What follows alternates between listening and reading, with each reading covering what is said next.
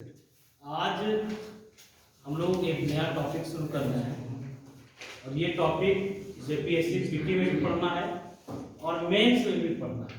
ठीक, टॉपिक है आर्थिक सुधार एवं वैश्वीकरण। देखिए, सबसे पहली बात ये जानिए, जब भी हम लोग आर्थिक सुधार के बारे में पढ़ते हैं, हम लोग नवीन आर्थिक नीति के बारे में पढ़ते हैं, तो नवीन आर्थिक नीति समझने के पहले हम लोगों को ये समझ लेना चाहिए कि नवीन आर्थिक नीति के पहले आखिर पुरानी आर्थिक नीति क्या था।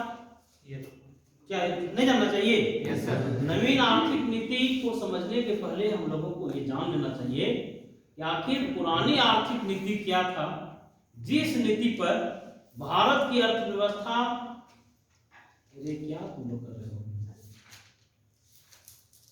जिस नीति पर 1947 से 1990 तक भारतीय अर्थव्यवस्था किस नीति को अपनाए हुए थी, ये जानने की जरूरत है। फिर हम लोग ये जानने का प्रयास करेंगे कि 1991 ईस्वी में कौन कौन से परिवर्तन हुए। ठीक है, देखिए, एक मूलभूत बात हम लोग जानते हैं कि इस देश में अंग्रेज व्यापारी बन के आए।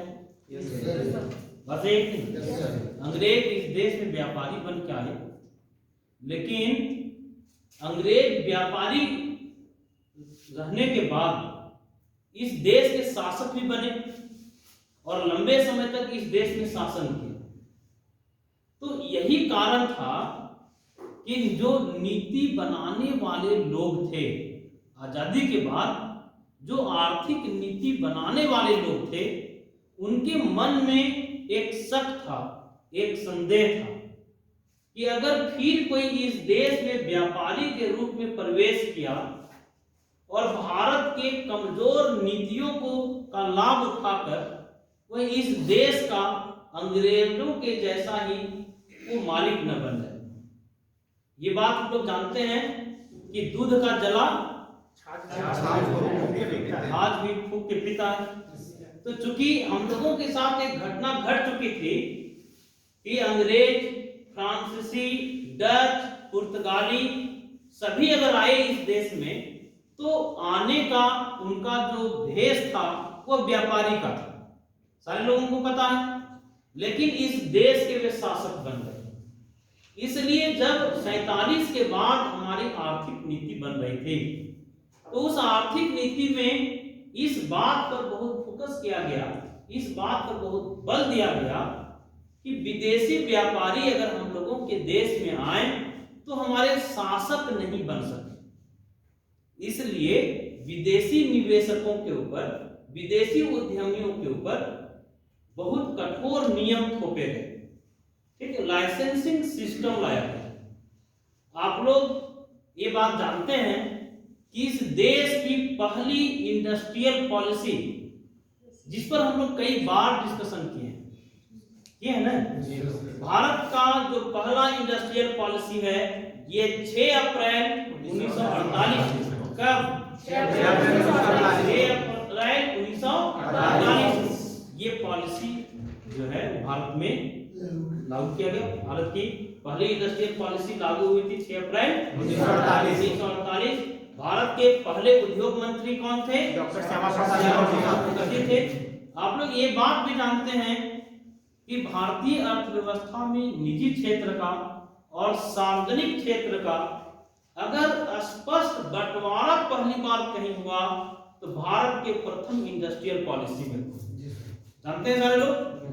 हम लोग चर्चा कर रहे हैं, अभी भारतीय अर्थव्यवस्था को समझने का प्रयास कर रहे हैं आजादी के बाद से 1990 तक। ठीक है, 47 से 1990 तक की भारतीय अर्थव्यवस्था को समझ रहे हैं, और फिर 1990 के बाद मतलब 1991 में जब न्यू इकोनॉमिक पॉलिसी आया, फिर उस पर हम लोग विमर्श करें। न्यू इकोनॉमिक पॉलिसी समझने के पहले हम लोग ये समझना चाह रहे हैं कि आखिर 90 के पहले की अर्थव्यवस्था कैसी थी और 90 के बाद मतलब 91 से क्या बदलाव। ठीक, तो पहला तो हम लोग ये चर्चा किए कि भारतीय अर्थव्यवस्था का निजी क्षेत्र और सार्वजनिक क्षेत्र के बीच में जो स्पष्ट बंटवारा है ये 48 के प्रथम औद्योगिक नीति में हुआ था। ठीक, हम लोग ये भी डिस्कस किए हुए हैं कि भारत की अर्थव्यवस्था मिश्रित अर्थव्यवस्था होगी, इसकी भी चर्चा भारत के पहली इंडस्ट्रियल पॉलिसी में ही किया गया था। ठीक, आप लोगों के मन में सवाल उठ सकता है कि आखिर इंडस्ट्रियल पॉलिसी क्या है। तो हम लोग पहले भी देखे थे कि इंडस्ट्रियल पॉलिसी में उद्योगों का क्लासिफिकेशन रहता है। ठीक, कौन सा उद्योग सार्वजनिक क्षेत्र में होगा, उद्योग कौन सा उद्योग निजी क्षेत्र में होगा, कौन कौन से उद्योग सरकारी क्षेत्र में होंगे, इसका क्लासिफिकेशन इंडस्ट्रियल पॉलिसी में रहता है। ठीक है, तो इंडस्ट्रियल पॉलिसी जो पहली बनी 48 में, इसमें भारतीय अर्थव्यवस्था को मिक्स्ड इकोनॉमी बनाया गया। हम लोग ये भी चर्चा किए कि जो 48 की जो पॉलिसी थी, उस पॉलिसी को समझने के बाद आप लोग एक सवाल पूछ सकते थे कि 48 की पॉलिसी को समझने के बाद हम लोग भारत की अर्थव्यवस्था मिश्रित अर्थव्यवस्था है, इस निष्कर्ष पर पहुंच सकते हैं कि नहीं। तो थोड़ा सा 48 की पॉलिसी जानना पड़ेगा ना, आखिर 48 की पॉलिसी क्या थी। 48 की पॉलिसी में कैसे ये डिसाइड किया गया कि भारत की अर्थव्यवस्था मिक्स्ड इकोनॉमी होगी। तो 1948 के प्रथम औद्योगिक नीति में उद्योगों का वर्गीकरण 4 वर्गों में किया। उद्योगों का वर्गीकरण कितने वर्गों में? 4 वर्गों में। कौन कौन से वर्ग, कौन कौन से ग्रुप बनाए गए? उद्योगों की 4 श्रेणियां बनी। जो श्रेणी 1 है, जिसको ग्रुप ए आप कह सकते हैं, ग्रुप ए में कुल कितने उद्योग रखे गए? तो ग्रुप ए में 3 महत्वपूर्ण उद्योगों को रखा गया। कितने उद्योगों? 3। इस ग्रुप में एक ग्रुप, और उसमें 3 उद्योग कौन कौन से थे?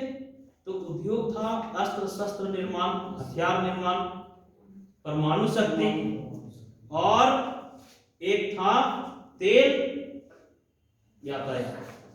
ठीक है, तो हम लोग देखे कि जो 48 का इंडस्ट्रियल पॉलिसी है, उस 48 के इंडस्ट्रियल पॉलिसी में उद्योगों की कितनी श्रेणियां तय की गई? 4। ग्रुप ए में देखिए, जनरली क्वेश्चन जो रहता है ना, वो पूछेगा कि 48 में या पहली औद्योगिक नीति में उद्योगों को कितने वर्गों में बांटा गया? 4 वर्ग में। ठीक, लेकिन अगर बहुत डीप क्वेश्चन पूछ दिया तब पूछ सकता है कि ग्रुप ए में कौन कौन से उद्योग थे, ग्रुप बी में कौन कौन से उद्योग थे। ठीक है, तो ग्रुप ए में 3 उद्योग रखे गए, और इन तीनों उद्योगों के बारे में एक बात कही गई। ये कही गई कि इन उद्योगों पर सरकार का या सार्वजनिक क्षेत्र का पूर्ण नियंत्रण होगा। क्लियर? जिसमें मुख्य रूप से कौन से? हम परमाणु उद्योग की बात किए, अस्त्र शस्त्र उद्योग की बात किए। इन उद्योगों के संदर्भ में क्या 48 की पॉलिसी में कही गई कि इन उद्योगों का मालिक कौन होगा? सरकार। ठीक, इन उद्योगों का प्रबंधन करना, इन उद्योगों का विकास करने की जिम्मेवारी सरकार की होगी, ये 48 में तय है। ग्रुप बी में एक बात जानिए, ग्रुप बी में 6 आधारभूत उद्योग। आधारभूत उद्योग जानते हैं कि नहीं? आधारभूत उद्योग क्या होता है? आधारभूत उद्योग का मतलब होता है वैसे उद्योग जो दूसरे उद्योग को आधार प्रदान करते हैं, वो आधारभूत उद्योग कहलाते हैं। जैसे एग्जांपल के लिए, आधारभूत उद्योग लोहा इस्पात उद्योग आधारभूत उद्योग हो सकता है नहीं? लोहा इस्पात उद्योग में ट्रैक्टर बनता है, लोहा इस्पात उद्योग में कृषि के उपकरण बनते हैं, अन्य उद्योगों के उपकरण बनते हैं, और वे उपकरण दूसरे उद्योगों के विकास में बेस का काम करते हैं कि नहीं? इसलिए इनको आधारभूत उद्योग कहा जाता है। तो हम लोग देखें जो ग्रुप बी था, उस ग्रुप बी में कितने उद्योगों को रखा गया? 6 उद्योग। और इन उद्योगों के बारे में क्या बातें कही गई, उसको ध्यान से सुनिएगा। इन उद्योगों के बारे में कहा यह गया कि अगर ये अभी प्राइवेट सेक्टर में हैं तो कोई बात नहीं, प्राइवेट सेक्टर में रहें।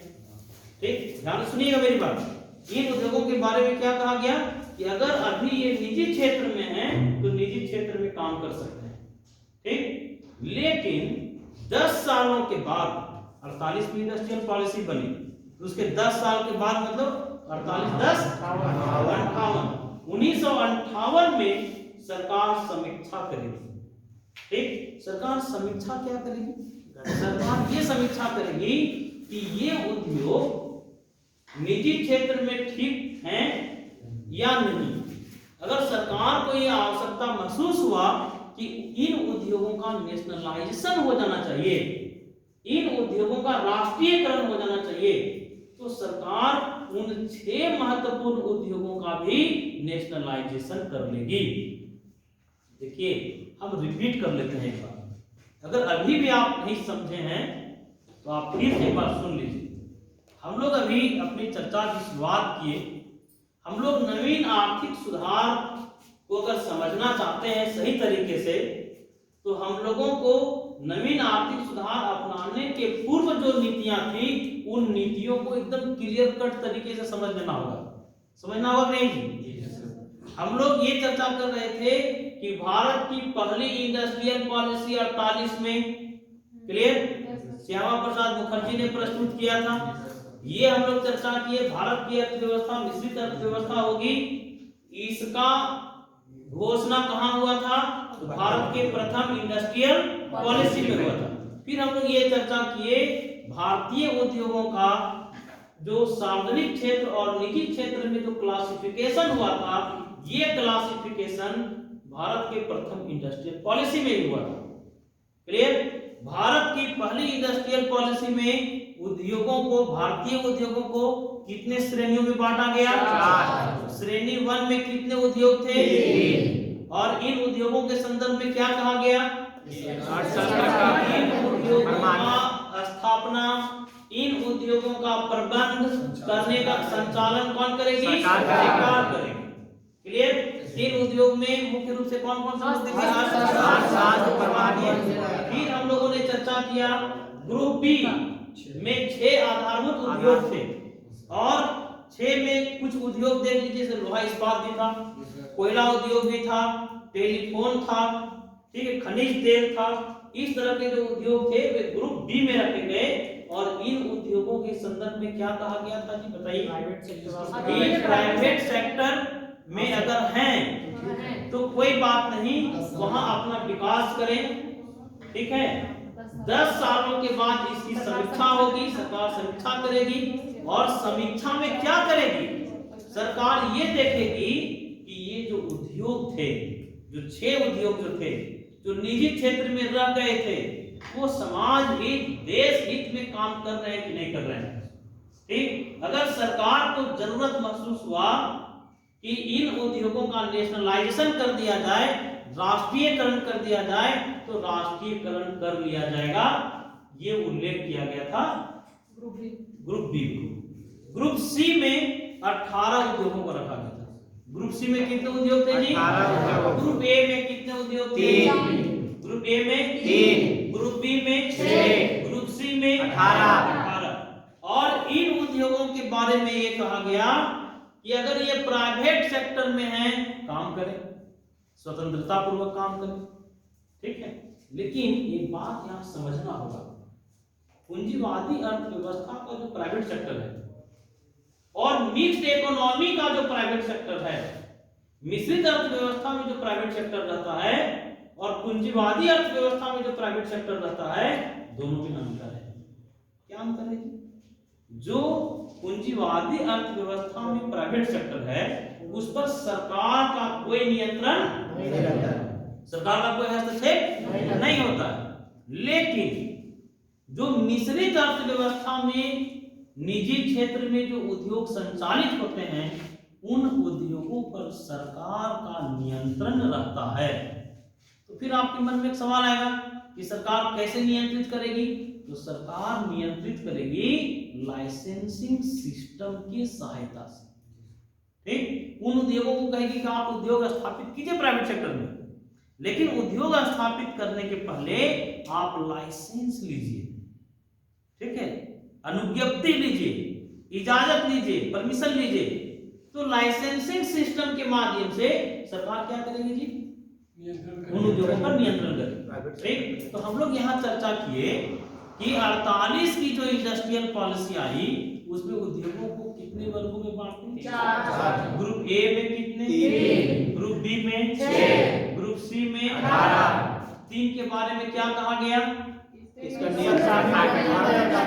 3 के बारे में कहा गया कि इसका नियंत्रण, प्रबंधन, नए उद्योग, 3 जो उद्योग है उसमें नया उद्योग खोलेगी तो सरकारी खोलेगी, मतलब सार्वजनिक क्षेत्र का महत्व ज्यादा था इसमें। ग्रुप बी में फिर क्या बात हुआ? ग्रुप बी में बात हुआ कि अगर प्राइवेट सेक्टर में जो 6 उद्योग थे जिनकी सूची थी, जो 6 उद्योगों की जो सूची थी उसमें क्या कहा गया था कि प्राइवेट सेक्टर में है तो बंद नहीं किया जाएगा, लेकिन 10 सालों के बाद समीक्षा होगी। ठीक, समीक्षा के बाद अगर सरकार को लगेगा कि उन उद्योगों का राष्ट्रीयकरण करना है तो सरकार राष्ट्रीयकरण करने के लिए स्वतंत्र रहेगी। क्लियर? फिर ग्रुप सी के अंतर्गत कितने उद्योगों की बातें हुई? 18। इन उद्योगों के संदर्भ में क्या बात कहा गया? कहा गया कि अगर निजी क्षेत्र में है तो स्वतंत्रता पूर्वक काम करें, लेकिन उन उद्योगों पर भी सरकार का नियंत्रण होगा। तो नियंत्रण कैसे होगा? तो लाइसेंसिंग सिस्टम के माध्यम से होगा। ठीक, वहां उद्योग स्थापित करने के लिए लाइसेंस लेना होगा। एक बात और जानिए, जो उद्योग ग्रुप ए में नहीं आ पाए, बी में भी नहीं आ पाए और सी में भी नहीं आ पाए, जो बच गए वो ग्रुप डी में थे और इनके बारे में ये कहा गया कि यहाँ निजी क्षेत्र भी उद्योग स्थापित कर सकेगा और यहाँ सरकार भी कर सकेगी, या यहाँ पीपीपी मॉडल की भी बातें थी, पब्लिक प्राइवेट पार्टनरशिप, निजी सार्वजनिक सह अस्तित्व की भी बात कहा गया। क्लियर? समझ में आया? यहाँ तक एक बात सुनिएगा, सर कोई भी उद्योग लगाने के लिए तो लाइसेंस चाहिए ही होगा ना? क्या जैसे कोई भी उद्योग लगाने के लिए लाइसेंस तो हम लोग बात करेंगे, चर्चा करना है। देखिए सुनिए, पहले पीपीपी मॉडल को जानिए। क्या है पीपीपी मॉडल? हम लोग चर्चा किए हुए थे, पब्लिक प्राइवेट पार्टनरशिप, सरकारी सार्वजनिक सह अस्तित्व।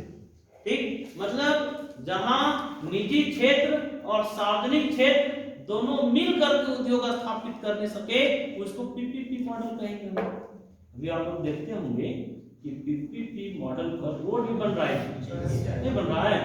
उसमें सरकार कह रही है निजी निवेशकों को कि आप रोड बनाने में भी इन्वेस्ट कीजिए, जो मुनाफा होगा वो मुनाफा आप हमसे ले लीजिए, एक निश्चित समय तक मुनाफा आप लीजिए, उसके बाद आप हट जाइए, फिर वो किसका हो जाएगा? गवर्नमेंट का हो जाएगा। ठीक, तो हम लोग ये चर्चा कर लिए, 4 वर्गों में उद्योगों को बांटा गया। एक क्वेश्चन बार बार पूछता है, कई बार कमीशन लेवल में ये क्वेश्चन पूछा गया। अभी हम लोग लाइसेंसिंग पॉलिसी की बात किए थे।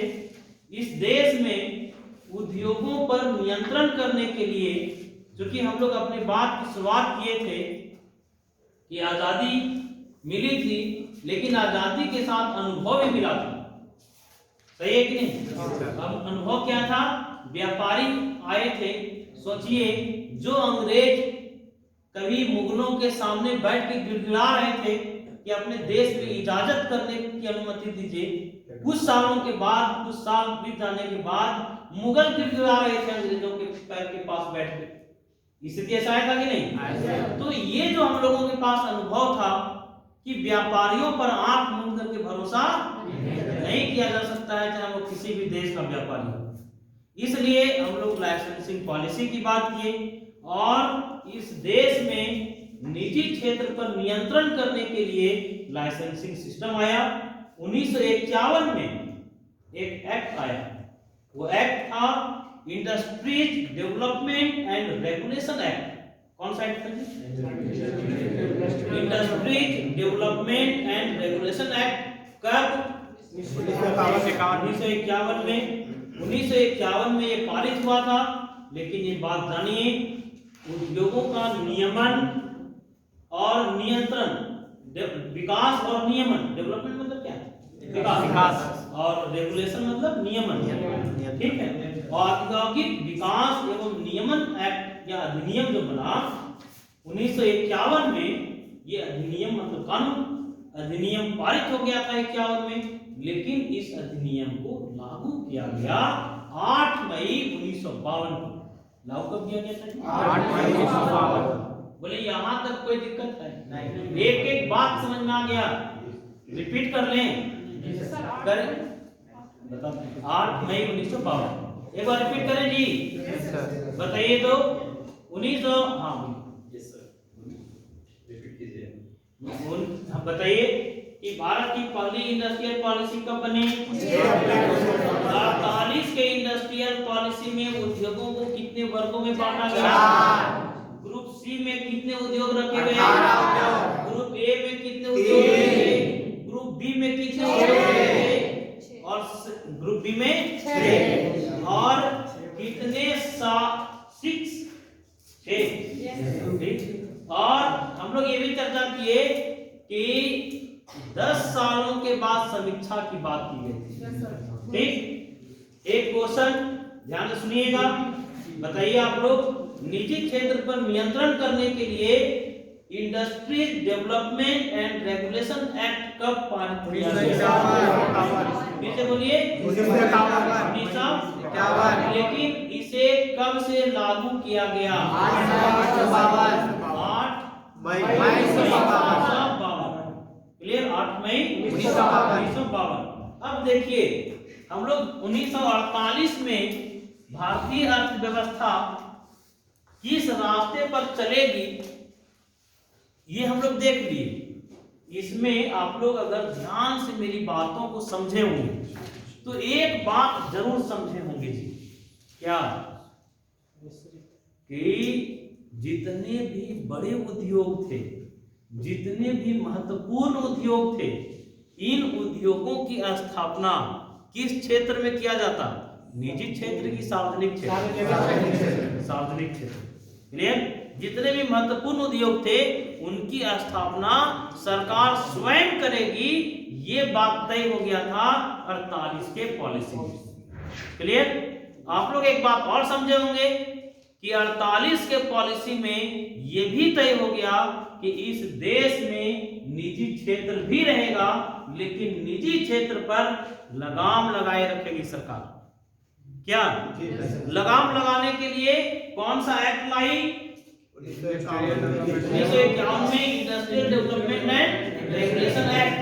कब पारित की? 1951। और इसे प्रभावी कब से माना गया? 8 मई 1952। क्लियर? जब 1952 आ गया तो हम आप लोगों से एक क्वेश्चन पूछना चाहते हैं।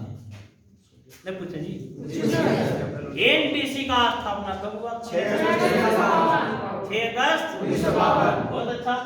एनटीसी को सुपर कैबिनेट किसने कहा? के संस्थानम कौन थे? किसके उपाध्यक्ष थे? योजना आयोग के? वित्त आयोग के? वित्त आयोग के उपाध्यक्ष कैवे वित्त आयोग? दूसरे। और के संस्थानम ने सुपर कैबिनेट कहा था 1967 में। जो बदलाव हुआ था, क्या बदलाव हुआ था जी? बदलाव क्या हुआ था? सभी राज्यों के मुख्यमंत्री इसके मेंबर हो गए थे। केंद्र शासित प्रदेशों के सदस्य हो गए थे। सभी केंद्रीय मंत्री इसके सदस्य हो गए थे। ठीक? और योजना आयोग के सभी सदस्य एनटीसी के सदस्य हो गए थे। इसलिए के संस्थानम ने सुपर कैबिनेट कहा था। किसको? ठीक, चलिए तो हम लोग अभी तक ये देखे कि 1948 के इंडस्ट्रियल पॉलिसी में भारत की अर्थव्यवस्था में कैसी आर्थिक नीतियां रहेगी, औद्योगिक विकास से संबंधित ये बातें हम लोगों ने देख ली। इसमें निजी क्षेत्रों के विकास की बात तो कही गई थी, लेकिन निजी क्षेत्र को स्वतंत्र रूप से निर्णय लेने का अधिकार नहीं था। निजी क्षेत्रों पर भी सरकार का नियंत्रण था। और नियंत्रण किस रूप में था? तो लाइसेंस। क्लियर? नए निजी उद्योग अगर स्थापित होते तो सरकार से अनुमति लेकर, लाइसेंस लेकर के अपनी क्षमता का संवर्धन करना चाहते तब भी इसको लाइसेंस लेना पड़ता था। ठीक? अब चलिए हम लोग लौटिए, क्योंकि 6 बार भले ही इस देश में इंडस्ट्रियल पॉलिसी बना, लेकिन आप लोग अपने दिमाग में एक बात बैठा लीजिए कि महत्वपूर्ण 3 ही नीतियां हैं। ठीक, 3 ही महत्वपूर्ण नीति है। कौन कौन जी? एक 1948 की नीति महत्वपूर्ण है, 1956 की नीति महत्वपूर्ण है, और 1991 की नीति महत्वपूर्ण है। ठीक, क्यों महत्वपूर्ण है भाई? क्योंकि 48 के नीति को कहीं विस्तृत रूप था 56।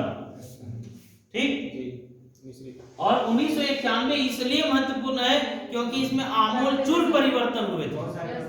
नहीं, मतलब जितनी भी इंडस्ट्रियल पॉलिसी में जो बातें थी उन बातों को सिरे से नकार दिया गया था।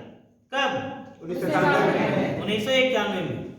ठीक, अब चलिए 1956 पर थोड़ा सा हमको फोकस करना है। ठीक, हम नवीन आर्थिक सुधारों को समझाने के पहले आपको पुरानी चीजों को समझा रहे हैं, पुरानी व्यवस्था क्या थी।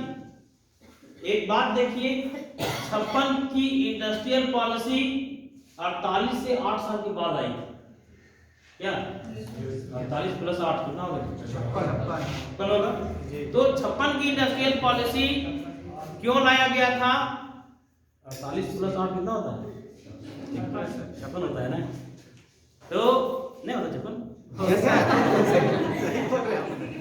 हम लोग चर्चा कर रहे थे कि 48 के ठीक 8 सालों के बाद भारत को दूसरी औद्योगिक नीति बनाना पड़ा। आपके दिमाग में एक बात आएगा, क्यों बनाना पड़ा? इसलिए बनाना पड़ा कि जब भारत की पहली इंडस्ट्रियल पॉलिसी बनाया जा रहा था, आप लोग एक बात जानते हैं, भारत एक नवोदित राष्ट्र था। बात सही नहीं है? तुरंत 47 में हम लोगों को आजादी मिला और हम लोग 6 अप्रैल 1948 को अपनी पहली इंडस्ट्रियल पॉलिसी बना दी। जल्दीबाजी में बना होगा? नहीं। और उस समय भारत गणतंत्रात्मक राष्ट्र नहीं था। सही बात है कि नहीं? भारत आजाद हुआ था, लेकिन हम लोगों का संविधान लागू नहीं हुआ। जब संविधान लागू हो गया, तो संविधान लागू होने के बाद जितनी भी नीतियां संविधान लागू होने के पूर्व बनी थी, उन नीतियों की समीक्षा करना था कि वे नीतियां संविधान के मूल भावनाओं के अनुरूप है या नहीं है। क्लियर? समझ में आया? क्यों बनाया गया 56 की नीति? क्योंकि जिस समय 48 में हमारी पॉलिसी आई थी, पहली इंडस्ट्रियल पॉलिसी आई थी, भारत गणतंत्रात्मक राष्ट्र नहीं था। और ये महसूस किया गया कि जब संविधान लागू हो गया, तो संविधान लागू होने के पहले जितनी भी नीतियां लागू हुई थी, उन नीतियों की समीक्षा करना था कि वे नीतियां संविधान की मूल भावना, संविधान की आत्मा के अनुरूप है या नहीं है। 56 की नीति स्वयं पंडित नेहरू ने प्रस्तुत किया था संसद। पहली इंडस्ट्रियल पॉलिसी श्यामा प्रसाद किए थे, दूसरी पॉलिसी जवाहरलाल नेहरू प्रस्तुत किए थे, और 1956 30 अप्रैल 1956 को दूसरी इंडस्ट्रियल पॉलिसी बना। कब जी? 30 अप्रैल 1956। ध्यान से सुनिएगा, इसमें उद्योगों को 3 श्रेणियों में बांटा गया। कितने वर्गों में? 3 श्रेणियों। 48 में कितने वर्गों में? 4। पहले वर्ग में 3, दूसरे वर्ग में 1, तीसरे वर्ग में शेष डी में 4 वर्ग, चौथा वर्ग शेष चौथा वर्ग। बताइए, निजी क्षेत्र पर नियंत्रण के लिए industry development and regulation act कब पारित हुआ? 1951 में। लागू कब हुआ? 8 मई 1952। याद हो जाता है जी? हाँ सर। आप लोगों का याददाश्त अच्छा है कि हम अच्छा पढ़ाते हैं। सर तोता ऐसा बैठा है। क्या वजह हो सकता है आप लोगों का? यार दोनों चीज हो सकता है। हम अच्छा पढ़ाते हो या आप लोगों का याददाश्त अच्छा हो। नहीं सर, आप अच्छा। चलिए अब लौटिए दूसरी इंडस्ट्रियल पॉलिसी में उद्योगों को 3 वर्गों में बांटा गया। कितने वर्गों? 3 वर्गों में। 3। जो ग्रुप ए था, ध्यान से सुनिएगा, लिखने से ज्यादा फोकस कीजिए, क्योंकि हम हर दिन लेसन प्लान बनाते हैं। क्लास में आने के पूर्व जो हम अपना नोट्स बनाते हैं, हम आपको पीडीएफ बनाकर देते हैं। ठीक, इसलिए लिखना बहुत महत्वपूर्ण नहीं है, महत्वपूर्ण है आप चीजों को सुनिए, चीजों को समझिए और उसको थोड़ा सा याद कर लीजिए।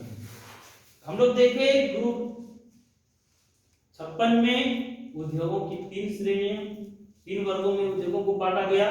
जो ग्रुप ए था, जो अनुसूची ए था, श्रेणी ए था, उसमें 17 उद्योगों को रखा गया। कितने उद्योग? 17 उद्योग। ठीक, और इन उद्योगों के बारे में कहा यह गया कि इन उद्योगों का विकास की जिम्मेदारी, इन उद्योगों के प्रबंधन की जिम्मेदारी, इन उद्योगों के संवर्धन की जिम्मेदारी किसकी होगी? सरकार की होगी, सार्वजनिक क्षेत्र की होगी। कितने उद्योग? 17 उद्योग। क्लियर? जिम्मा किसको दिया गया विकास का? कौन कौन उद्योग थे?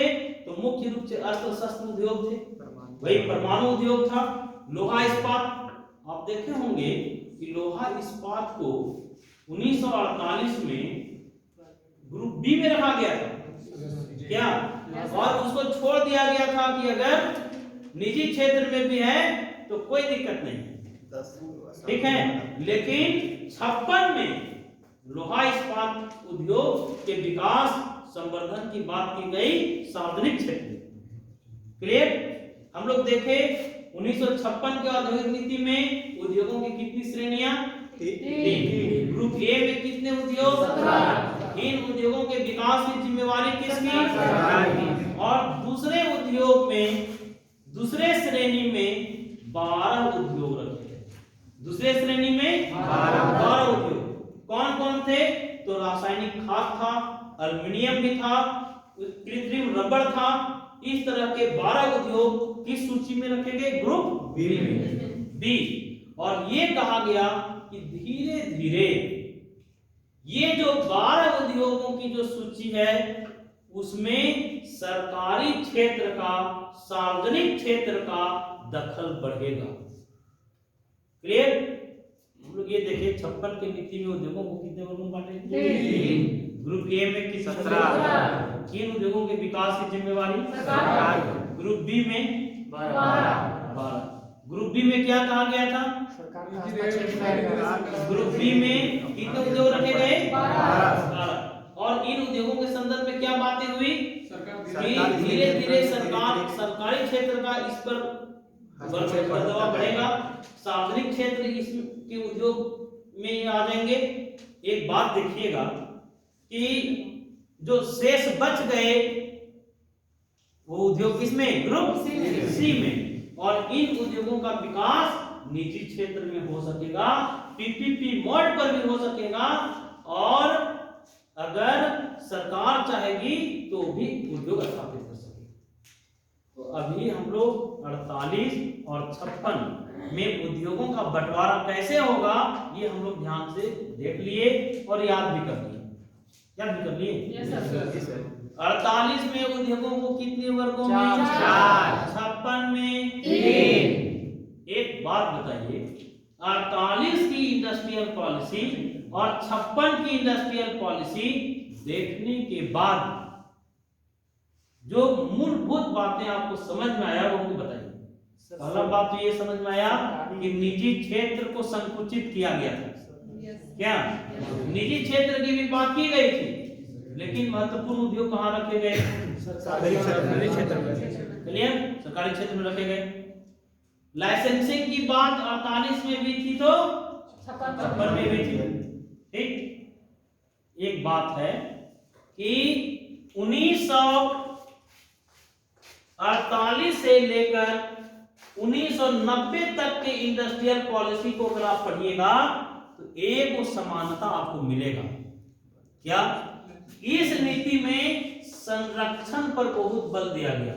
इस पर संरक्षण पर भारतीय उद्योगों को अपने उद्योगों को संरक्षण देना है, नहीं विदेशी उद्योगों से प्रतिस्पर्धा करने से बचा लेना है। ये बहुत फोकस किया गया। 48 से लेके 90 के बीच में जितना भी बार इंडस्ट्रियल पॉलिसी बना, सभी इंडस्ट्रियल पॉलिसी में ये बात कहा गया कि अपने उद्योगों को संरक्षण देना है। एक बात बताइए, 48 से 90 एक लंबा गैप है कि नहीं? 1948 कितना साल हो जाएगा? 42 नहीं 42 साल। 42 साल तक हम लोग एक पॉलिसी पर चलते रहे, और वो पॉलिसी क्या था? वो पॉलिसी था संरक्षण दो, संरक्षण दो, संरक्षण दो। क्या कोई लड़का को आज जन्म ले और 42 साल तक उसको कहा जाए उंगली पकड़ के चलो, उंगली पकड़ के चलो, और उसी नीति पर हम लोग उसको 42 साल तक उसको अगर ले चले, क्या होगा जी? अनुभवी बनेगा? अनुभवी नहीं बनेगा, कामचोर हो जाएगा कि नहीं? या आप ये कहिए कि प्रतिस्पर्धा करने की बात छोड़ दीजिए, प्रतिस्पर्धा करने सोचने में डरने लगेगा कि नहीं? Yes sir. कंपटीशन करने से डरने लगेगा? नहीं, हम लोगों को अपने उद्योगों को माता पिता के जैसा सोचना चाहिए था। हम लोग एक स्टेज तक अपने बच्चों को संरक्षण दे देते हैं, नहीं देते हैं? 3 साल का रहता है, प्ले स्कूल जाता है, हम लोग उसका उंगली पकड़ के रोड पार करवाते हैं, उसको स्कूल पहुंचाते हैं। नहीं, प्ले ग्राउंड में भी जाता है तो हम लोग निगरानी करते हैं, संरक्षण देते हैं। लेकिन संरक्षण के साथ बहुत सारी ऐसी चीजें उसको सिखाते हैं कि संरक्षण भी दे रहे हैं और उसको कंपटीशन भी करने दे रहे हैं, नहीं देते हैं कंपटीशन करने? मंदिर जाते हैं तो कहते जाओ जी अपने से प्रसाद मांग के लाओ। ये क्या है? अगर अपने बच्चे को कह रहे हैं, अब अपने बच्चे के लिए खुद प्रसाद जाके ले रहे हैं, फिर उसको खिला रहे हैं, तो ये संरक्षण उसको दुनियादारी से लड़ने नहीं देगी। बात एक नहीं, अगर दुनिया से उसको संघर्ष करना है, प्रतिस्पर्धा करना है, तो क्या करना होगा? उसको हम लोगों को स्वतंत्रता देना होगा, कुछ काम तुम खुद करो, नहीं कौन रख लो जी। तो हम लोग जो बातें किए अभी कि हम लोग जब बच्चा जवान हो जाता है तो उसको हम लोग कंपटीशन करने कहते हैं, प्रतिस्पर्धा करने कहते हैं। सीखना चाहिए बंदर से, क्या सीख सकते हैं? बंदर से क्या सीख सकते हैं? बंदर की माँ अगर अपने बच्चे का लालन पालन हम लोगों की माँओं जैसा करना शुरू कर दे तो क्या होगा? हम लोगों की माँ अपने बच्चे को बहुत दिनों तक जो है अपनी गोद में लेके चलती है, और बंदर तो पूरे दिन से अपने बच्चे को उछल कूद करना सिखाता है, नहीं सिखाता है? तो हम लोगों को भी उछल कूद करने के लिए, पेड़ से चौंक जाने के लिए, 3 मंजिला से उछल जाने के लिए सिखाना पड़ेगा कि नहीं? तो 1948 से 1990 तक सिर्फ हम लोग एक काम कर रहे थे, वो काम था संरक्षण। हम लोग प्रतिस्पर्धा भी कोई चीज है, वो अपने उद्योगों के या अपने उद्योगों का संचालन करने वाले लोगों के मस्तिष्क में आने नहीं दे रहे थे। मत सोचो कंपटीशन के बारे में, विदेशी उद्योगों से तुमको खतरा है, सब्सिडी ले लो। नहीं, अगर भारतीय उद्योग नहीं कंपटीशन कर पा रहे हैं मल्टीनेशनल कंपनियों से, तो हम लोग मल्टीनेशनल कंपनियों के उत्पादों पर प्रशुल्क लगा दे रहे हैं। कैसे प्रशुल्क लगा रहे थे? मान लीजिए एक कलम बेचने वाली कंपनी इंडियन कंपनी है, अपना एक कलम 10 रुपये में बेचती है, और वैसा ही एक कलम जापान की एक कंपनी भारत में बेच देता है, और वो बेच देता है मात्र 3 रुपया में। ठीक है, एक कंपनी है जापान की 3 रुपया में अपना कलम बेच रही है, हम लोग अपना कलम 10 रुपया में बेच रहे हैं, सेम क्वालिटी का है। आपके बाजार में कौन कलम ज्यादा बिकेगा? जापानी पेन। जापानी पेन से जब कंपटीशन होने लगा तो ये दौड़ता दौड़ता आया सरकार के पास, कहा कि हम तो कंगाल हो जाएंगे, बर्बाद हो जाएंगे। सरकार कही कि रो मत, चिंता मत करो, नहीं ऐसा करते हैं। अब जापानी पेन के ऊपर 15 रुपया हम लोग टैरिफ लगा देते हैं, सीमा शुल्क लगा देते हैं। तुम 10 रुपया में बेचो, अब कोई बात नहीं, जाओ तुम 12 में बेचो, ठीक है। अब तो इसका दाम हो गया 18 रुपया, नहीं हो गया जी। जापानी पेन भारत के मार्केट में बिकने लगा 18 रुपया में, और हमारा पेन देखा जब 18 रुपया का हो गया तो हमने वही 10 रुपया वाला सामान को बढ़ा के 12 रुपया कर दिया। फिर से जापानी पेन से जो है सो इसको कंपटीशन नहीं होने दी। धीरे धीरे ये जो पॉलिसी था वो अपने उद्योगों को इतना अकर्मण्य बना दिया, इतना कामचोर बना दिया कि अपने उद्योग विदेशी कंपनियों के सामने एकदम सरेंडर कर दिए जब कंपटीशन होने लगा था। क्योंकि शुरू से हम लोग संरक्षण की नीति में काम करने का आदत दे दिए थे, और जैसे ही 1991 का साल आया, हम लोग संरक्षण से डायरेक्ट दूसरा एक प्लेटफॉर्म पकड़ लिए, और वो था कंपटीशन वाला, वो था प्रतिस्पर्धा वाला।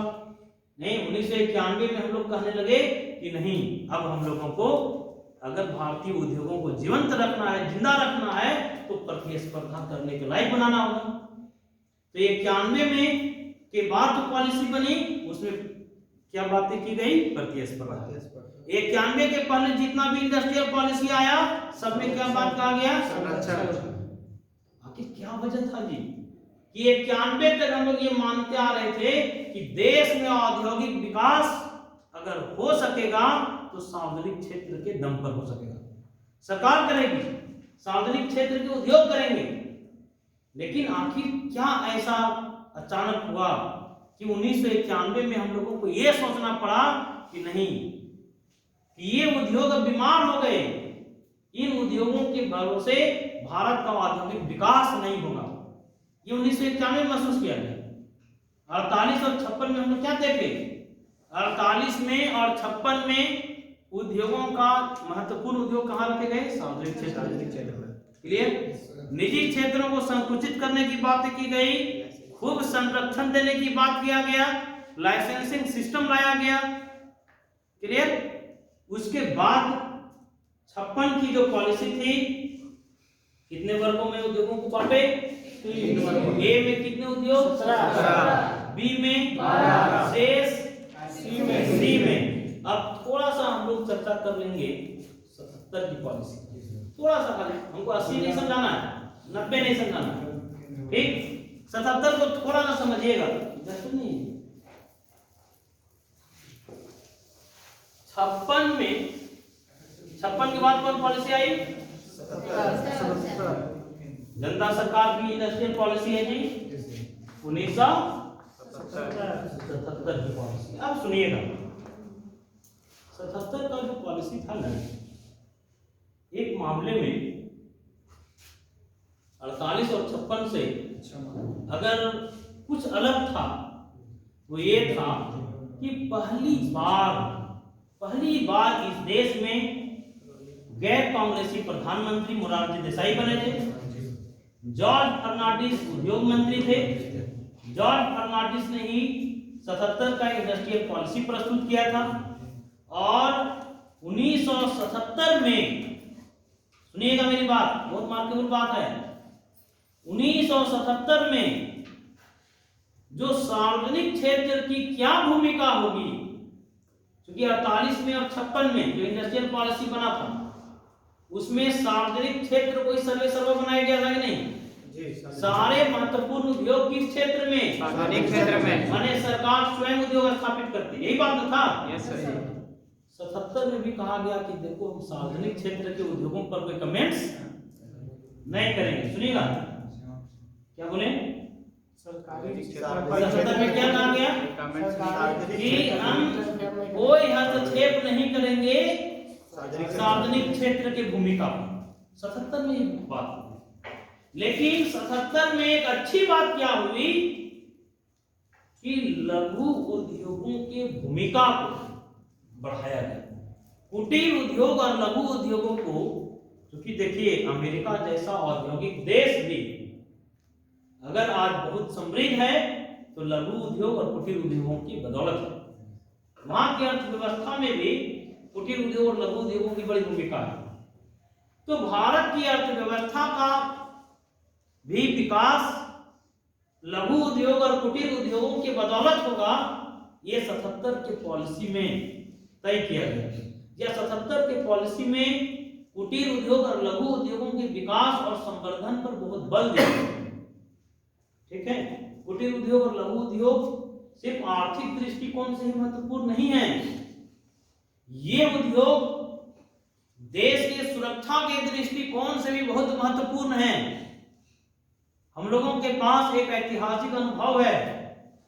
हिरोशिमा और नागासाकी में एटम बम से प्रहार इसलिए हुआ था क्योंकि वे जापान के दो औद्योगिक बड़े शहर थे। नहीं, आखिर हिरोशिमा और नागासाकी में ही बम क्यों गिरा? दूसरी जगह तो भी गिर सकता था। इसका कारण था, अमेरिका को पता था कि उस देश की जो केंद्र बिंदु है, औद्योगिक केंद्र बिंदु जो है, वो हिरोशिमा और नागासाकी है। अगर ये दो शहर बर्बाद हुआ मतलब जापान बर्बाद हो जाएगा, ये बात जानता था अमेरिका। नहीं, लेकिन हम लोग जानते हैं कि कुटीर उद्योग और लघु उद्योग किसी एक शहर में नहीं, इनका किसी एक शहर में केंद्रीकरण नहीं हो सकता है। इसलिए ये देश के आंतरिक सुरक्षा के दृष्टिकोण से भी महत्वपूर्ण है। और ये बातें 1977 के इंडस्ट्रियल पॉलिसी में स्पष्ट की गई थी। 77 के इंडस्ट्रियल पॉलिसी में जिला उद्योग केंद्र स्थापित हुए थे। जिला उद्योग केंद्र कब स्थापित हुआ था? 1977 में इंडस्ट्रियल पॉलिसी में। कौन स्थापित हुआ? 1977 में। जिला उद्योग केंद्र का जो कॉन्सेप्ट आया वो 77